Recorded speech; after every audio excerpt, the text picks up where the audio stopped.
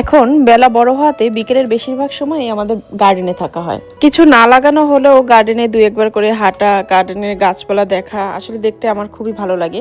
আর আমার হাজবেন্ড যখনই বাইরে থেকে বাড়িতে আসবে তখন আগে বাগানে ঘুরে তারপরে ঘরে আসবে। এখন যেহেতু সামারের মাঝামাঝি সময়, তো যখন যেই গাছটা ভালো লাগে তখন সেগুলো কিনে নিয়ে আসি। তো সবজি গাছের পাশাপাশি আমাদের অনেক ধরনের ফুল গাছ লাগানো হয়েছে। আমার বাড়িতে সাধারণত অনেক ফুল আছে, তারপরও আমার শপে গেলে যখন যেই ফুলটা ভালো লাগে আমি কিনে নিয়ে আসি। গাঁদা ফুল এনেছিলাম, তারপরে আমি কিছু জিনিয়া ফুল, আরো অনেক রকমের ফুল এনেছিলাম, সেগুলি আজকে আমি বাগানের চারপাশে লাগালাম।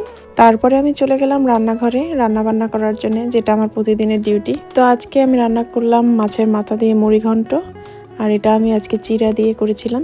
আর মুড়ি ঘন্টটা ডাল, চাল আর চিড়ে দিয়ে করা যায়, তো চিড়ে দিয়ে আমার কাছে বেশি ভালো লাগে খেতে, তাই আমি চিড়ে দিয়েই বানিয়েছিলাম আজকে।